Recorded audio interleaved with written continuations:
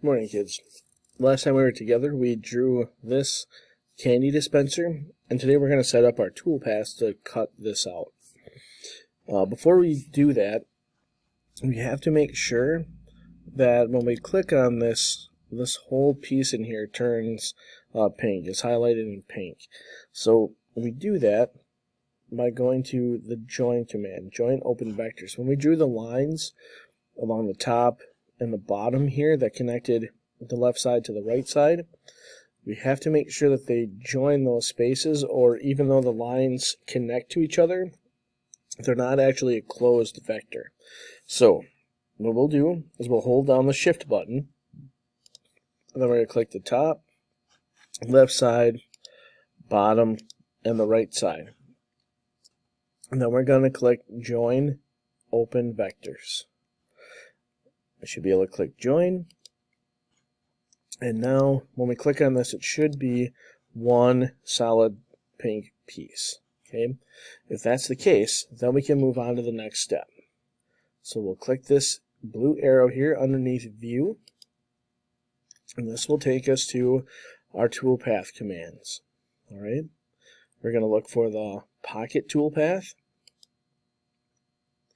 and then before we do anything else, make sure that you have this highlighted. Okay, this is the dotted pink lines here. Otherwise, when we get to the end, it'll tell us we don't have a vector selected. Okay, when this is outlined in pink like this, that means we have a selected vector. Okay, our cutting depth is the first place we're going to start here.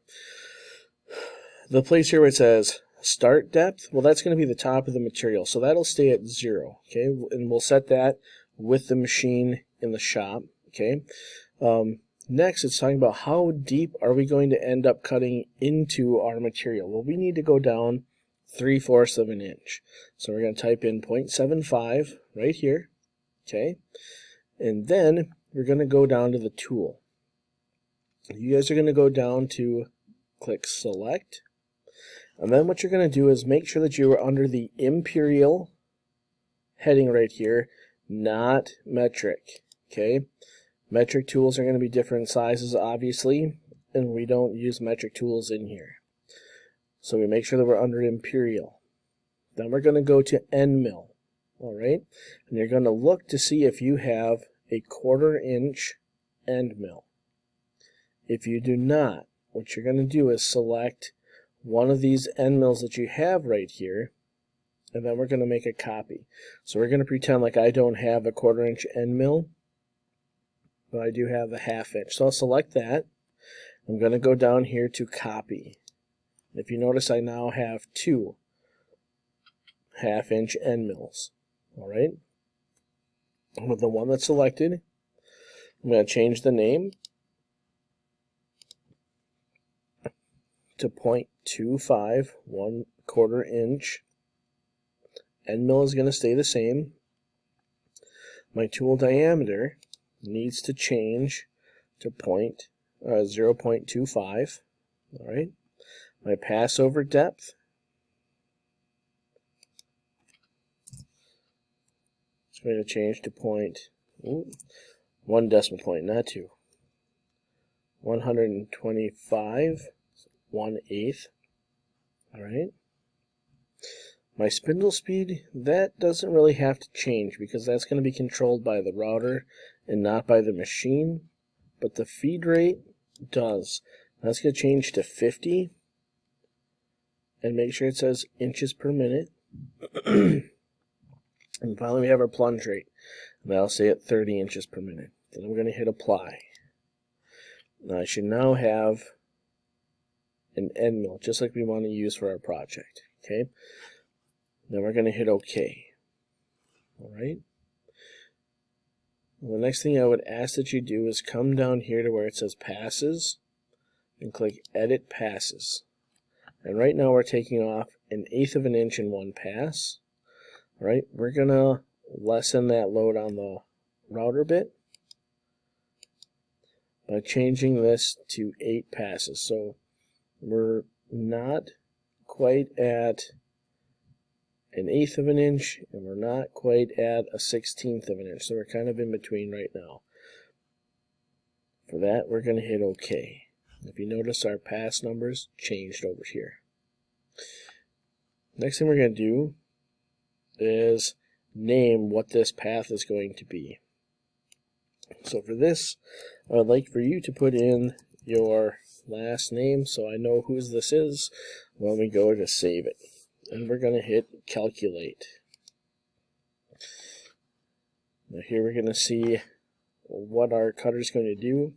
Over here we're going to get to see a preview of what our cutter is going to do. So if we change this bar here, right now all the way over to the right, means it's going to go really, really fast.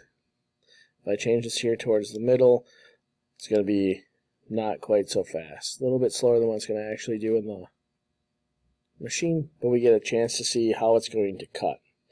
Okay. If I speed this up, here we can see what it does when it's finally complete. What I'm looking for is to make sure that if my material is the size that I have said that it's supposed to be, do I cut through my piece? Do I cut into the table? Does it cut away everything that I want it to? And so far this looks pretty darn good. So now that I have that, I'm going to click close. And then we're going to go to save toolpath. Right? We're going to click Save Toolpath, and because this is the first time that you will be using the machine, you are not going to be at the CNC Shark USB arcs under inch and then .tap files. Okay, you're going to be way up here because that's the very first one. So what you're going to do, click the little drop down arrow, and again this is all in alphabetical order, but you're going to look for CNC Shark. There we go. There's Piranha, CNC Shark. We're looking for arcs. Oh, no. CNC Shark, USB arcs, and that's millimeters. I need to make sure that I'm in inches, because that's what all of my dimensions are in. I'm going to click that. I'm going to click Save Toolpath, and I'm going to save that to the flash drive that you get from me. I do not have the flash drive in here right now, but we'll pick my passport because that is my flash drive. We'll make sure that we click save, and now it's saved the toolpath on here. I can take that to my machine and now cut that part out. To make sure that you save this as the file, okay, you're going to click close here, and I want you to go up to file and click save here as well. That's going to save the drawing that you have made, because this is already under the file name that I gave it. It's not doing anything else, but you want to make sure that you save this too. Otherwise, you'll just save the toolpath, but not the image of what you actually have to go back to later. Okay? Alright, that should do it, and then we can do some work out in the shop. Thanks for watching, guys.